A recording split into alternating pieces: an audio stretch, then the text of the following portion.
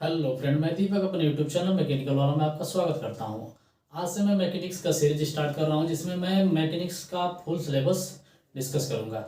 और mechanics 21 level का होगा, तो मैकेनिक्स जो मैं पढ़ाऊंगा ये डिप्लोमा लेवल का मैकेनिक्स होगा, बीटेक लेवल का मैकेनिक्स नहीं होगा।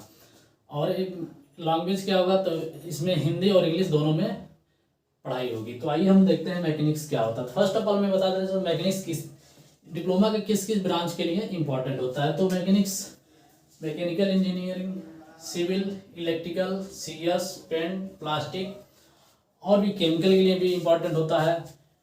तो इतने सारे ब्रांच हैं जिसमें मैकेनिक्स की पढ़ाई की जाती है। तो सभी बच्चों के लिए इम्पॉर्टेंट सब्जेक्ट होता है। इंजीनियरिंग जो भी डिप्लोमा करते हैं उनके लिए बहुत ही इंपॉर्टेंट सब्जेक्ट होता है। तो फर्स्ट ऑफ ऑल हम देखते हैं मैकेनिक्स का डिफिनेशन।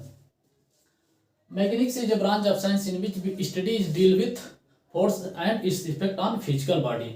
मतलब mechanics is a branch of science in which studies deal with force and its effect on physical body. Physical body मतलब क्या होता है, इसके बारे में हम पहले बता देता हूँ, फिर डिफिनेशन आपको समझाता हूँ।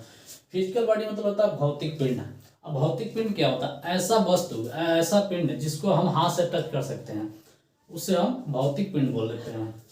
तो इसको मैं डिफिनेशन को मैं हिंदी में बताता हूँ। मैकेनिक्स, पहले यहाँ देखिए, mechanics is a branch of science. Mechanics science का, विज्ञान का वह शाखा है in which study deal with force and effect on, मतलब जिसमें हम किसी फिजिकल बॉडी फोर्स और उसके इफेक्ट के बारे में डिस्कस करते हैं मतलब स्टडी करते हैं। अब हम देखते हैं कि फिजिकल बॉडी क्या है। फिजिकल बॉडी जो होता है वो दो प्रकार का होता है, सॉलिड और लिक्विड। सॉलिड को हम बोलते हैं ठोस और लिक्विड को बोलते हैं हम तरल। तो सॉलिड का डिफिनेशन क्या होता है?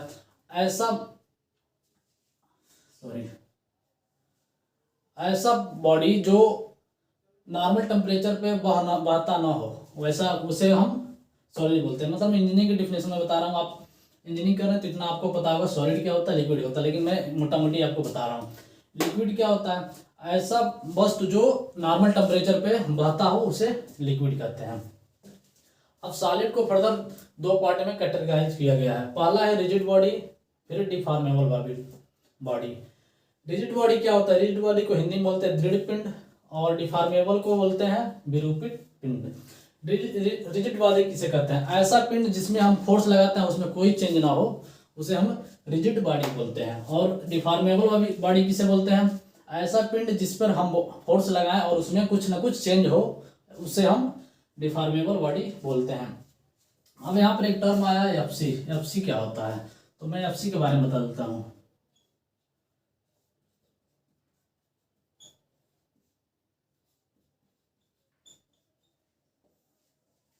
एफसी का मतलब होता है क्रिटिकल फोर्स। क्रिटिकल फोर्स क्या होता है? तो ऐसा फोर्स का वह लिमिट जहां तक वस्तु में कोई चेंज नहीं होता है। इसके आगे जब जब एफसी को लिमिट का क्रॉस होता है तो वस्तु में चेंज होता रहता है। तो यहाँ पर रिजिड बॉडी के लिए क्या होता है? तो जो आप एफ मतलब होता है जो फोर्स आपने लगाया है, और एफसी होता है क्रिटिकल फोर्स। तो जब आपने जो बल लगाया है वो एफसी से मतलब क्रिटिकल फोर्स से कम रहेगा तो वस्तु में कोई चेंज नहीं होगा और वो रिजिड बॉडी कहलाएगा। और यदि आपने फोर्स लगाया है और वो एफसी से बड़ा है, मतलब ज़्यादा फोर्स लगाया है, तो वस्तु में चेंज होगा और वो डिफॉर्मेबल बॉडी कहलाएगा। अब हम देखते हैं डिफॉर्मेबल बॉडी जो है, इसको हम दो पार्ट में कैटेगराइज किया गया है। यहाँ पर इलास्टिक बॉडी और plastic body. Elastic body plastic body में क्या अंतर होता है, इसको हम देखते हैं। इलास्टिक को हम बोलते हैं प्रत्यास्थ पिंड और प्लास्टिक बोलते हैं प्लास्टिक पिंड। तो इलास्टिक पिंड के बारे में हम बता देते हैं। ऐसा पिंड जिस पर हम फोर्स लगाते हैं और फोर्स हटाने के बाद वो पुनः अपनी पूरे की अवस्था में आ जाती है, उसे हम इलास्टिक बॉडी कहते हैं। जैसे हम एग्जांपल में लेते हैं, मानिए एक स्प्रिंग है, ऐसे हम ले लेते हैं, एक स्प्रिंग है ऐसे, इसको आप नीचे फोर्स लगा दिए 5 न्यूटन का मान लीजिए, तो ये थोड़ा सा नीचे आ जाएगा, यहाँ पर आ जाएगा 5 न्यूटन। जो ही आप इस फोर्स को हटाएंगे यहाँ से, तो पुनः ये अपने पूरी की अवस्था में आ जाएगा। ऐसे पिंड को हम बोलते हैं, जैसे यहाँ पर है, इस पिंड को, स्प्रिंग को हम बोलेंगे इलास्टिक बॉडी। और प्लास्टिक बॉडी क्या होता है? प्लास्टिक बॉडी उसे कहते हैं कि ऐसा पिंड जिस पर हम फोर्स लगाते हैं और उसमें चेंज आए और पुनः फोर्स हटाने पर वो पुनः अपने पूरी की अवस्था में न जाए तो उसे हम प्लास्टिक बॉडी कहते हैं। जैसे एग्जाम्पल में हम ले लेते हैं, हम कोई राड है, उसको हम हैमर से पीटते हैं, थोड़ा सा बड़ा हो जाता है, फिर भी जब हम फोर्स नहीं लगाते हैं फिर भी वो उतना ही बड़ा रहता है, तो उसे हम प्लास्टिक बॉडी भी बोल सकते हैं। अब हम देखते हैं नेक्स्ट हमारा पॉइंट है मैकेनिक्स, अप्लाइड मैकेनिक्स, अनुप्रयुक्त यांत्रिकी। जब हम डिप्लोमा में अप्लाइड मैकेनिक्स ही पढ़ते हैं, मैकेनिक्स का डेफिनेशन तो मैंने बता दिया। अब हमारा नेक्स्ट पॉइंट है अप्लाइड मैकेनिक्स। जो डिप्लोमा में पढ़ाया जाता है वो अप्लाइड मैकेनिक्स ही पढ़ाया जाता है। अप्लाइड मैकेनिक्स का हिंदी होता है अनुप्रयुक्त यांत्रिकी, मैकेनिक्स का हिंदी होता है यांत्रिकी। तो हम अप्लाइड मैकेनिक्स के बारे में जानते हैं। फर्स्ट ऑफ ऑल मैं अप्लाइड मैकेनिक्स का डिफिनेशन बताता हूँ।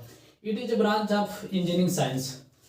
जो भी हम इंजीनियरिंग पढ़ते हो इंजीनियरिंग साइंस से ही रिलेटेड होता है, नॉर्मल साइंस से रिलेटेड नहीं होता है, तो इंजीनियरिंग साइंस हम इसलिए यहाँ पर यूज किया गया। It is a branch of engineering science in विच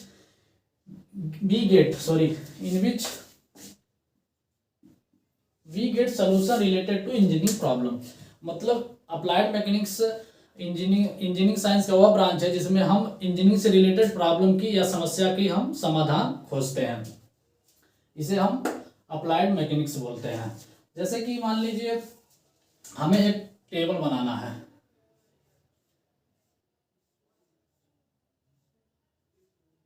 हमें एक टेबल बनाना है, ठीक, मानिए हमें एक टेबल बनाना है। अब टेबल तो आयरन का भी बन जाएगा, लकड़ी का भी बन जाएगा, प्लास्टिक का भी बन जाएगा, लेकिन इंजीनियरिंग हमें ये सिखाता है कि हम रिलेटेड प्रॉब्लम के हिसाब से किस मटेरियल का हम कंपोनेंट को बनाएं। तो इसी को हम अप्लाइड मैकेनिक्स में सीखते हैं, किस कंपोनेंट, कोई कंपोनेंट बनाने के लिए हमें किस मटेरियल का प्रयोग किया जाता है और कितना फोर्स उस पर लगता है, फोर्स के हिसाब से कौन से मटेरियल सुटेबल रहेगा, कौन से मटेरियल सुटेबल नहीं रहेगा। इसको हम अप्लाइड मैकेनिक्स में पढ़ते हैं। अब हमारा नेक्स्ट टॉपिक अप्लाइड मैकेनिक्स, अनुप्रयुक्त यांत्रिकी। इसका डेफिनेशन होता है कि अप्लाइड मैकेनिक्स इंजीनियरिंग साइंस का वह ब्रांच है जिसमें हम इंजीनियरिंग प्रॉब्लम को दूर करने के लिए स्टडी करते हैं। अब हम देखते हैं अप्लाइड मैकेनिक्स के कितने पार्ट होते हैं। अप्लाइड मैकेनिक्स के दो पार्ट हैं, मैकेनिक्स ऑफ सॉलिड और फ्लूइड मैकेनिक्स।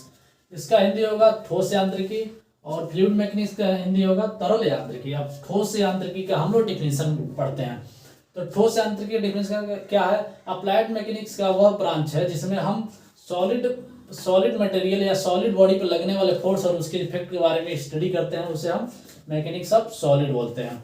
और फ्लूइड मैकेनिक्स किसी कहते हैं, तो यह अप्लाइड मैकेनिक्स का वह ब्रांच है जिसमें हम तरल पदार्थ पे लगने वाले बल और उसके प्रभाव के बारे में स्टडी करते हैं, वहाँ उसे हम फ्लूइड मैकेनिक्स कहते हैं। अब हम देखते हैं कि मैकेनिक्स ऑफ सॉलिड को दो पार्ट में और डिवाइड किया गया है, मैकेनिक्स ऑफ रिजिड बॉडी और mechanics of deformable body. Mechanics of rigid body का हिंदी होगा दृढ़ पिंड का यांत्रिकी और मैकेनिक्स ऑफ डिफॉर्मेबल बॉडी का हिंदी होगा विरूपित पिंड का यांत्रिकी। अब मैकेनिक्स ऑफ रिजिड बॉडी किसे कहते हैं? मैकेनिक्स ऑफ रिजिड बॉडी इसे कहते हैं, ये मैकेनिक्स ऑफ सॉलिड का ब्रांच है जिसमें हम दृढ़ पिंड पर लगने वाले बल और उसके इफेक्ट के बारे में स्टडी करते हैं। और मैकेनिक्स ऑफ डिफॉर्मेबल बॉडी क्या है? तो mechanics of deformable body mechanics of solid का एक ब्रांच है जिसमें हम विरूपित पिंड पर लगने वाले बल और उसके प्रभाव के बारे में डिस्कस करते हैं। अब हम मैकेनिक्स ऑफ रिजिड बॉडी को दो पार्ट में डिवाइड करते हैं, एक होता है स्टैटिक, दूसरा होता है डायनेमिक। स्टैटिक का हिंदी होता है स्थिति विज्ञान और डायनेमिक का हिंदी होता है गति विज्ञान। अब स्टैटिक विज्ञान क्या होता है और गति विज्ञान क्या होता है? मैकेनिक्स ऑफ रिजिड बॉडी का एक ब्रांच है जिसमें हम स्थिर पिंड पर बल और उसके प्रभाव का स्टडी करते हैं, उसे हम स्टैटिक्स बोला जाता है। और डायनेमिक किसे बोलते हैं? तो dynamic mechanics of rigid body का ही एक ब्रांच है जिसमें हम गतिशील वस्तु पर उसके बल और उसके प्रभाव के स्टडी करते हैं। अब डायनेमिक को फर्दर दो पार्ट में और डिवाइड किया गया है, काइनेमेटिक्स और काइनेटिक्स। काइनेमेटिक्स का हिंदी होता है शुद्ध गति विज्ञान और काइनेटिक्स का हिंदी होता है बल गति। नाम से ही आप पकड़ सकते हैं कि इसका डिफिनीशन क्या होगा।